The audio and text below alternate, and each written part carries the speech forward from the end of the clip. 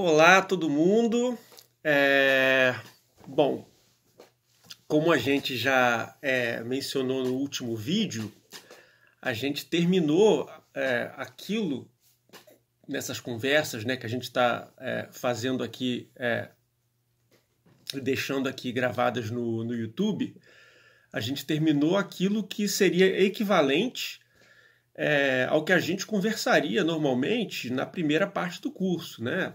Problema da batalha dos métodos, dos alemães e dos ingleses, e como é que ela esse problema aí do particular, né, e do universal, como é que junta o universal e o particular, quando os seres humanos são muito diferentes no espaço e no tempo, né, geograficamente, mas também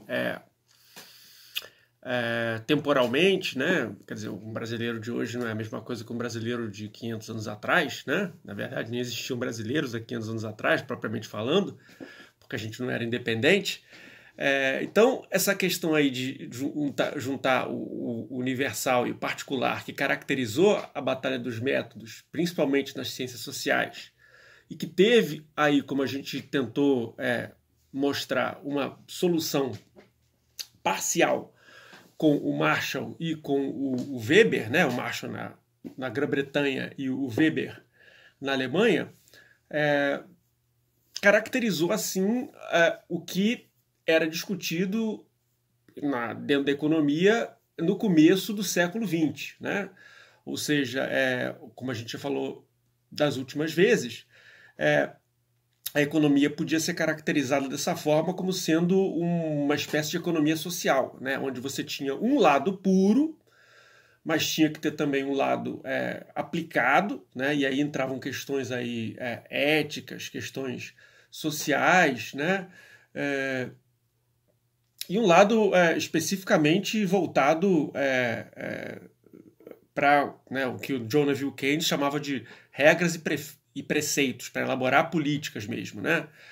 Isso aí a gente viu que essa separação está presente aqui no Brasil, lá com o professor Antônio Maria da Silveira, como a gente já viu, né? Então, a gente chega no começo do século XX com uma economia que embora a gente já reconheça esses pedacinhos do Weirian, como a gente viu muito no Marshall, né?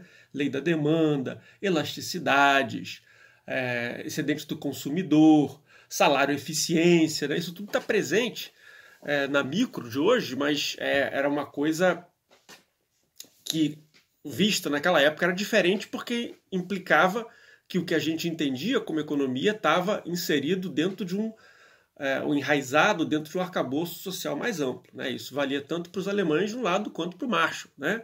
E quem aprendia economia assim sabia que ela tinha apenas um lado que era para ser considerado, digamos, puro, né? Que serviria supostamente, tratava do universal, mas aí tinha que ser complementado com os ideais, né? E aí você tinha que ter, e com a prática, aí você tinha que ter aquilo que o Marshall chamava de senso comum treinado, né? Para saber identificar os problemas, fazer inferências a partir da realidade concreta, né? Principalmente através de números, como o Marshall sugeria, mas não cair nas falácias, né? Nas falácias lógicas, nem cometer o vício ricardiano e esquecer da indeterminação de Sênior. Bom, isso aí foi o que a gente terminou, né, digamos assim, nessa primeira parte das conversas, né? Isso aí é a situação, vamos colocar assim, mais ou menos lá por 1900, né, até 1910, 1920, é mais ou menos a situação, né? Então é daqui que a gente retoma essa segunda parte para ir até mais ou menos os meados dos anos 60, como a gente já falou, né? A primeira parte do curso a gente andou aí, digamos, esse período que vai da batalha. Vamos começar antes, né? Porque, na verdade, no marginalismo já tinha, essas questões já estavam presentes, né? É só lembrar do Jevons, por exemplo, né? No prefácio da segunda edição de 1879 do livro dele, né? A teoria da economia política, quando ele fala do Cliff Leslie, né? Dos irlandeses lá, do John Ingram, como a gente já comentou, não vamos repetir essa história toda, mas vocês lembram que já tinha esses economistas mais voltados para a história, né? Voltados para a ideia de que a economia ela tinha que ser feita a partir de um ponto de vista histórico concreto. né? Então, lá de 1870, que é quando eles estão discutindo isso, de 60 a 70, né? Os livros foram publicados em 1870, mas a discussão já vinha de uma década, da década anterior, claramente, né? E também na Alemanha isso acontecia pelo processo de reunificação que estava sendo cozinhado aí, ia acontecer efetivamente só na década de 70. Né? E nesse processo de unificação, a gente já falou também aqui do Friedrich List, quando a gente falou do Brasil e a influência que ele teve no Brasil e na América Latina. Né? Então, o que a gente viu na primeira parte foi essa discussão que começava em 1870 e acabou aqui, mais ou menos, né? Lá, vamos dizer assim, até 1900, 1910, aí na Europa Ocidental. Né? E aí a gente comentou a influência que isso teve no Brasil, foi bastante diferente, evidentemente, primeiro porque a cátedra de economia política no Brasil foi feita, né, pelo Estado, né? Quando o Dom João VI aporta aqui e cria essa cátedra para o José da Silva Lisboa, nosso baiano que estudou em Portugal e aqui passa a escrever sobre economia política e, no entanto, fazer uma economia política que, evidentemente, tem um caráter, embora fosse bastante liberal do ponto de vista de incorporar as ideias do Adam Smith e apresentar essas ideias aqui no Brasil e defendê-las, principalmente com relação à liberdade de comércio. Evidentemente, isso é mais do que nunca necessário para um país que ainda em 1808 subiu a posição de Reino Unido a Portugal, evidentemente, mas a base da economia é, em parte, movida pela exportação de bens primários para o exterior. Né? O começo do século XIX a gente conhece como a crise da economia colonial, que vai ser sanada aí pelo avanço do café, primeiro no Vale do Rio Paraíba, do Sul, aqui no estado do Rio, ainda até São Paulo, e depois, a partir principalmente de 1870, o café do Oeste paulista da Terra Roxa, como a gente já falou, e aí o pensamento econômico brasileiro, como a gente não tem universidades aqui, como ele foi feito pelo Estado, como a gente falou, ele vai ser discutido principalmente nas faculdades de Direito de São Paulo e de Recife e na Escola Politécnica do Rio de Janeiro. E aí as questões, evidentemente, não vão ser questões teóricas como a batalha dos métodos, né, o particular, o universal. Né? A gente vai absorver isso muito mais do que discutir isso. Né? A gente vai passar a discutir isso somente no século XX. A gente vai falar um pouquinho disso também nesse segundo momento. Né? Mas a partir dessa questão aí, a gente viu que tinha 4 questões importantes para as pessoas que se importavam com economia. Né? Eu não vou chamar de economistas, porque eram todos, ou eram engenheiros ou advogados, né? E a discussão envolvia, então, o câmbio, né, como a gente sabe, né, crises cambiais, muito advindas do fato de a gente ter crise da balança de pagamentos, né, pelo fato nós sermos uma economia basicamente voltada para o mercado externo, ao passo que a gente tem uma imensa economia interna aqui de subsistência, digamos assim. Né, uma economia, quando a gente leu na primeira parte do curso o Inácio Rangel, a gente viu que é uma economia de caráter dual, né? E isso é uma tópica recorrente aí nas pessoas, nos pesquisadores e nos autores que discutem o Brasil, né? Indo até aí o Chico de Oliveira com a ideia do ornitorrinco. Né? O Brasil, a economia nacional se forma, a sociedade nacional e a economia se formam, se adaptam de uma maneira, digamos, esquisita, né? Com a modernidade. Né? O Inácio Rangel, que foi o que a gente leu, porque ele trata mais proximamente da economia, chama isso de uma economia dual, né? No começo. E então, o que a gente vai verificar, então vai ser esse problema aí do balanço de pagamentos, da taxa de câmbio, mas também a questão, a eterna batalha aí que vem desde a tarifa Alves Branco de 1844, entre o protecionismo e o livre comércio, né? Então isso vai ser uma discussão também recorrente, e questões de caráter social também vão ser aí recorrentes, em virtude também da influência alemã, que a gente viu que estava presente no List, e eu coloquei para vocês, deixei o link para vocês darem uma olhada, aí na tese do Luiz Felipe Brusi Cury e do Daniel Duval Cosentino, que tratam aí do pensamento econômico. O Luiz Felipe trata da influência alemã, principalmente aí na Batalha dos Métodos, e o Daniel Duval Cosentino trata da formação mesmo do pensamento naquelas 3 escolas que a gente falou aqui, o capítulo 3 da tese dele, no Recife, no Rio, Escola Politécnica e em São Paulo. A gente, evidentemente, não vai discutir isso muito em detalhes, porque não faz parte da essência, digamos assim, né, do tema principal desse curso, mas, evidentemente, isso é interessante para ver como é que as ideias viajam no espaço e como é que elas dependem, elas não estão simplesmente encasteladas, né? Aqui, no caso, por exemplo, não tinha nem universidade, né? Então eles ficam só nas faculdades, e elas circulam aí não só na faculdade, mas também na imprensa, no espaço público,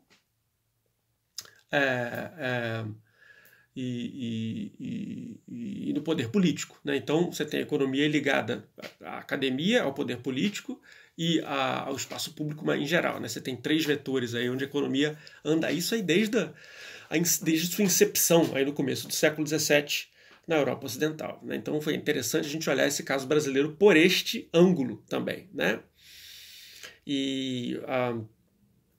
Então, dado que a gente falou dessas questões todas, e a gente terminou aí, resta saber o que vai acontecer agora a partir de 1900 e pouco, né? O que vai acontecer. Então, nesse vídeo especificamente, a gente vai, evidentemente, tudo que as ideias vão... A gente está colocando aqui, né? Eu acabei de falar isso, as ideias elas não surgem num vácuo, né? Como se a economia é verdade, que ela não fica só na academia, mas ela precisa entrar em contato com o poder político, entrar em contato no debate, no espaço público, né, como ela faz parte até hoje. É interessante entender quais são os efeitos, quais são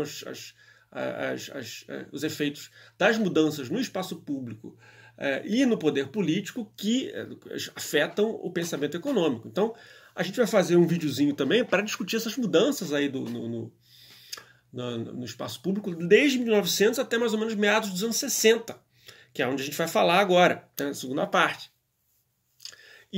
Mas aqui nesse vídeo específico, eu só vou comentar aqui os 7 pontos que a gente vai comentar para a gente manter a nossa ordem aqui e não perder a nossa trilha, né? Porque como a gente... o curso de IPEC 3 costuma ver muitos autores, o que é frequente é a gente se perder, né? Que diabo, o que não tem a ver com o outro? Não estou entendendo, né? Sei lá, Thorstein Veblen tem a ver com Ronald Coase, que tem a ver com Arrow, que tem a ver com Debré, que tem a ver com Celso Furtado, né? Você fica confuso, né? Então a gente coloca essa linha do tempo e uma linha coerente para que a gente possa se guiar nos próximos vídeos e nas próximas conversas que a gente tiver, né? Então, o primeiro ponto que a gente vai colocar, dos 7 que a gente pretende conversar rapidamente aqui nesses vídeos, é o que a gente chama aí, a gente falou que as ideias na Europa vieram para o Brasil, veio uma parte aqui liberal, a favor do livre comércio, mas com características nacionais, como a gente já falou aqui, bem pragmáticas, né? Porque a gente não está discutindo coisas como universal e particular, não tinha universidade, então bem pragmáticas. Então, as ideias aqui no Brasil assumem essa característica, mas ao mesmo tempo, né, no final do século XIX, né, isso aqui que a gente falou no começo do século XX, as ideias também migram para os Estados Unidos.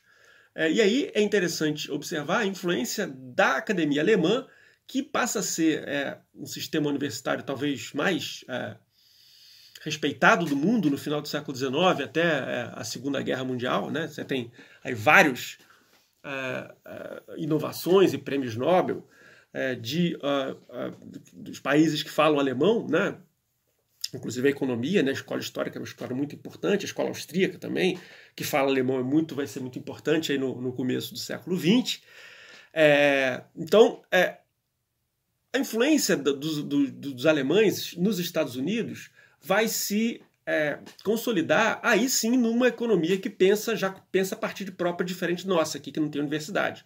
As universidades nos Estados Unidos surgem aí desde o século XVII, portanto, né, quando a gente está aí no século XVIII, começo do século XIX, né, e até início do século XX, você já tem condições de formar um pensamento próprio. Esse pensamento é influenciado pelo pragmatismo, né, do Charles Sanders Peirce e outros autores, né, William James, etc., que vai influenciar a escola que a gente chama hoje em dia de velho institucionalismo americano, né? Então vai ter aí, diferente daqui, no final do século XIX, começo do século XX, que é a fase que a gente está lidando aqui, uma escola de pensamento próprio e original nos Estados Unidos. Muito interessante e importante até hoje. Há journals específicos para tratar desse tipo de economia, que é a velha economia institucional. E a gente vai falar basicamente aqui de dois autores importantes, que são, digamos, o pai fundador dessa escola aí, que é o Veblen, né, Thorstein Veblen, e o John Roger Commons, né? São dois autores aí que a gente chama de velhos institucionalistas e que vão dar toda uma teoria econômica, né? Quer dizer, aí, como eles estão formando aí uma escola própria de pensamento, eles vão lidar aí com essa questão do particular e do universal, e vão, exatamente do universal, e vão lidar com isso com a ideia de instituições, né? Então, isso vai ter ideia de hábitos mentais para o Veblen, né? E estruturas para resolver conflitos no commons, né? Instituições resolveriam conflitos entre as partes, né? Então vai ser muito interessante, a gente vai discutir esses dois autores, falaremos um pouquinho também do Mitchell, mas não muito, né? O Mitchell tem importância aqui na questão dos estudos dos ciclos do ponto de vista empírico, né? Isso é interessante, a gente vai discutir também essa questão, né? Então esse é o primeiro ponto que a gente vai ver, né? O segundo ponto é como que a coisa se desenvolve na própria Inglaterra e na Europa em geral, a partir daquilo que a gente herda do Marshall, né? E aí a gente vai ter, como a gente já falou aqui, como Marshall tinha uma economia que a gente pode chamar de economia social, vai ser desenvolvida uma velha teoria do bem-estar, né? E aí vai ter um quarteto que a gente chama aí de autores importantes, né? Que é o Henry Sidgwick, o Francis Isidro Edgeworth, o próprio Marshall, que é um dos iniciadores disso, e o Pigou. Esses autores vão ser caracterizados como autores da velha teoria do bem-estar, né? Ou seja, vão estar preocupados com essa questão do bem-estar e vão dar inovações aí a toda a economia. Vai ter uma teoria dos mercados, né? Que o mercado de concorrência perfeita vai ser complementado pelo de concorrência imperfeita, teoria dos oligopólios, teoria dos monopólios, que já existia aí desde o século XIX na França, vai ser mais desenvolvida. Teoria do capital vai ser discutida também, a incerteza vai ser discutida. Então, vai ter várias inovações e vai ser outro ponto, né? A teoria velha do bem-estar vai ser outro ponto que a gente vai falar aqui nessa segunda etapa, né? A crítica a essa velha teoria do bem-estar, né, a partir de Pareto, e depois também em Lionel Robbins e no Ludwig von Mises, né? O Robbins é um inglês, né, e o Mises é um austríaco. A crítica a essa velha teoria do bem-estar vai tentar aí montar um novo ataque aos resquícios, isso nos anos, estou falando aqui mais ou menos dos anos 20 e 30, né, quando essas discussões começam a ser feitas,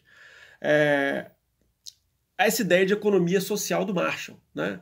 Ou seja, vai ser a ideia de que a gente tem que separar mais rigidamente o que são os aspectos éticos, aspectos políticos da economia. Quer dizer, vocês lembram que quando a gente discutiu, principalmente o finalzinho do Marshall, o Marshall ali explicitamente vai dando dicas do que o Estado deve fazer para ajudar os mais pobres, né? Principalmente as crianças mais pobres.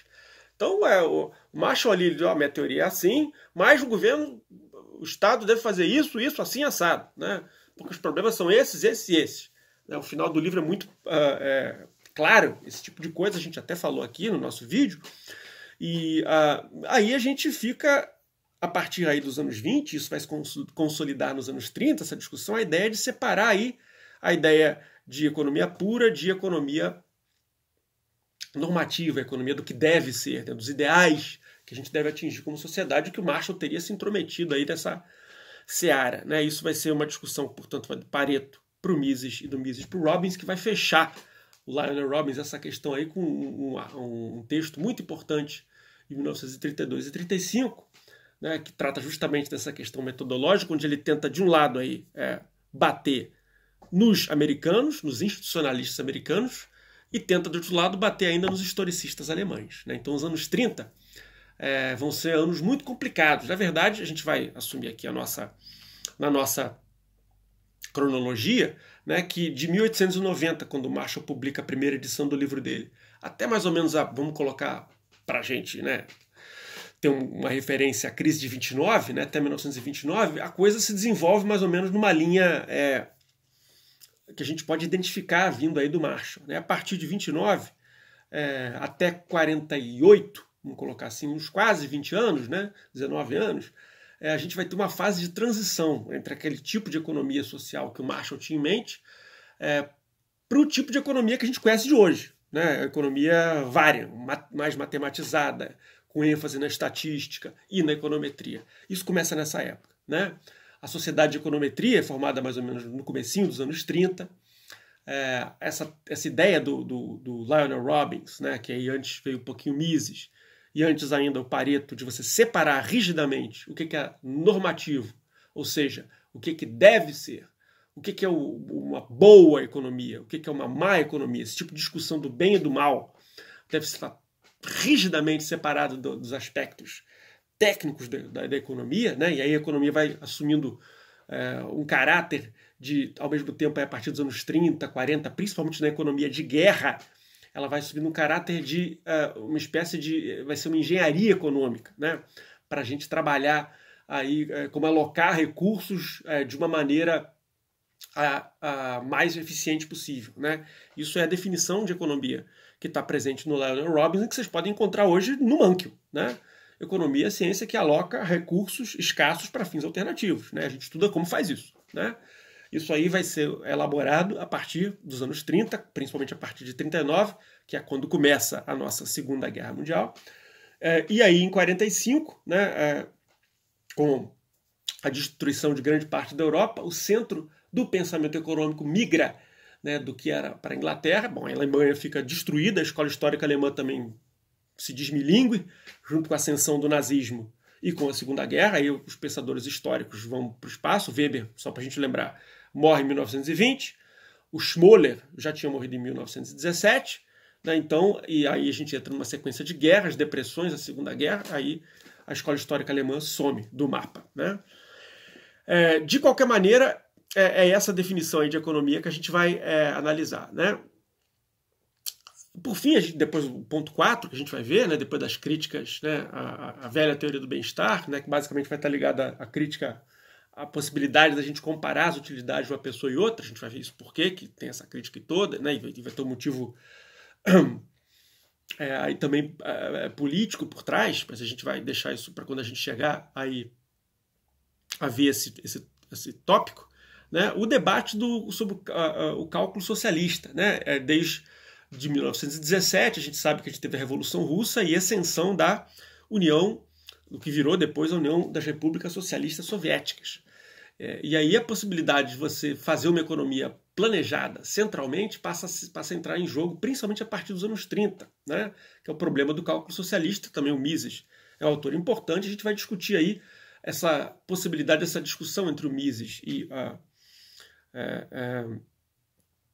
os comunistas e socialistas, né, que acham essa possibilidade de planejar central. Então isso vai sendo elaborado, né, e vai ser um ponto que a gente vai tratar também, né, a questão da informação aí passa a ser central, né, e vamos trabalhar isso. O ponto 5 depois já é o pós-Segunda Guerra, né, quando esse tipo de economia moderna digamos, concretizado num livro chamado Foundations, né, que é o livro do Samuelson, que é publicado em 1948.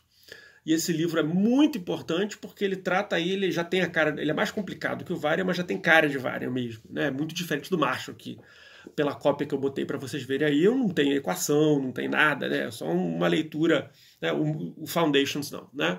O Foundations aí, portanto, ele termina essa fase de transição que a gente começou aí, a gente colocou aí em 1929 para começar, né? Então esses 19, 20 anos aí de transição terminam com o Foundation, e aí surge a nova teoria do bem-estar e os dois teoremas do bem-estar baseados no modelo de equilíbrio geral do Arrow, Debré, Mackenzie, Uzawa e outros. Né? E aí é interessante notar, porque Arrow, Debré, Mackenzie, Uzawa, aqui, autores são esses, como é que era isso? Né?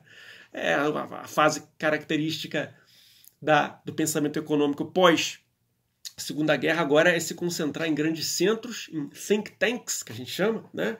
E não ser mais os grandes heróis, né? Aqueles grandes figurões, Smith, Ricardo, Marx, Marshall, né? E até Keynes, até Hayek, né? Que são enormes figuras, aí vão começar a sair de cena para entrar os think tanks, né? E aí vão surgir bastantes aí esses think tanks onde se pensa a economia de uma maneira interdisciplinar dentro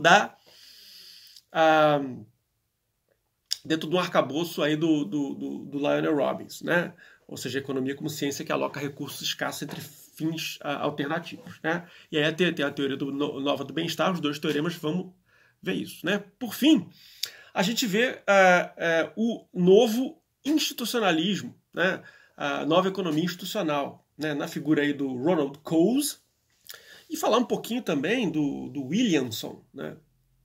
A ideia de custos de transação, etc., né? E que o Coase já tinha tratado da teoria da firma, a gente vai falar um pouquinho disso. É um autor bastante importante aí, porque ele tem uma visão que é um pouco marshalliana de economia, né? Ou seja, a economia é um todo complexo, e é uma coisa interessante porque ele ainda está preocupado em não sair das questões concretas, né? Por um lado, a crise de 29, a crise da Segunda Guerra, fez com que os economistas se transformassem em basicamente matemáticos, né? E aí você tinha que saber muita matemática para a economia de um lado e muita estatística, você passa a ter que aprender muito estatística, principalmente a partir dos anos 60. A gente vai falar um pouquinho disso também, porque é mais ou menos onde a gente acaba, então a gente não vai tratar muito, né? Mas onde a estatística passa a ser importante, a econometria também, para você lidar aí com essa questão da prática do economista enquanto alguém que fala sobre a realidade econômica, né? O Coase tem uma visão ainda mais marshalliana, né? Então, os teoremas dele não são, digamos, altamente matematizados, né? Mas a economia, de fato, fica matematizada. E aí toda aquela questão da batalha dos métodos, de unir o particular ao universal, vai ficando em segundo plano, né? Vai sendo jogada aí para o lado, e aquela solução que era parcial. Por que eu chamei de parcial, né? Você deve estar perguntando. Emmanuel chamou isso aí de parcial. Por quê? Né, por um motivo, né? Quer dizer, o Marshall, quando escreveu o livro dele, colocou lá, esse é um volume introdutório, né? Estou começando a pensar a respeito, né? Então, dessas questões. E aí ele termina, né, o livro, como a gente já falou aqui, se desculpando. Poxa, eu sei que eu não fui prático ainda o suficiente, etc. Mas vou fazer isso, né? Aí ele só vai publicar o que ele chama de segundo volume, em 1920. E é um livro que a gente não vai ler aqui, evidentemente, mas é um livro que hoje em dia a gente olharia como livro de história, né? Chama Industry and Trade, um livro de 1920, que o Marshall publica. Aí, na verdade, que seria o segundo volume dos princípios, que a gente aí fez 4 videozinhos sobre eles, que é um livro muito importante mesmo aí para o final do século, começo do século XX. Então,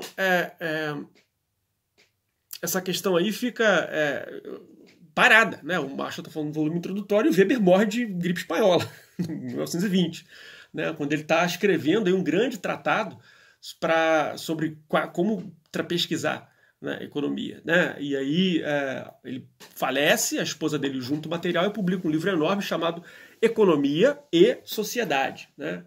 E aí por esse livro, os primeiros 2 capítulos, a gente sabe mais ou menos qual era o pensamento, qual era o embrião do pensamento dele, né? Então, a questão da resolução da batalha, ela foi parcialmente resolvida por essas 2 grandes cabeças. O Weber de um lado e o Marshall do outro. Mas ficou por aí, porque depois, quando você emenda na Primeira Guerra Mundial, quando você emenda na Grande Depressão, as questões passam a ser outras, né? E aí essa questão de você ter um cuidado e analisar a evidência da economia e de inserir a questão econômica dentro de um contexto social e de um contexto ético, vai ficando relegada a segundo plano, quando aparece, né? Lentamente isso vai acontecer. E aí, a partir desse momento em que o economista vira, como a gente está falando aqui, uma espécie de engenheiro, a estatística passa a ser central, como a gente está falando aqui, e o que era antes todo o cuidado que o Marshall tinha do senso comum treinado para a gente captar o dado, mas não esquecer que o dado está inserido num contexto social, fica em segundo plano. E a gente passa a pegar os números dados pelos institutos nacionais de estatística, né, que vão começar a surgir a partir... Já existiam no século XIX, né, mas aí eles vão adquirir uma importância maior a partir dos anos 30, com a Grande Depressão. E aí o dado está dado. Né? A gente não precisa questionar de onde veio, quem fez, para que serve. Né? Uma coisa que com Marshall e com Weber era uma coisa mais delicada. Né? A gente não tinha esse assunto. Mas isso aí já conversa para o nosso próximo vídeo, né? Quando a gente vai fazer a mesma coisa que a gente fez anteriormente e delinear esse forro, né? Esse fundo social, político, cultural e econômico que caracterizou aí o mundo europeu ocidental, mas também internacional, cada vez mais, né? A partir do comecinho do século XX até mais ou menos 1960 e poucos. A gente vai falar rapidamente disso e fechar aí esse aspecto, digamos, para a gente olhar o contexto, né, que vai influenciar as ideias que a gente vai ver aí, ponto número 1 que a gente comentou aqui, que são os velhos institucionalistas americanos na figura do Veblen e do Commons. Né? Então, próximo vídeo, falamos desses contextos e depois iniciamos o Veblen e Commons. Até mais!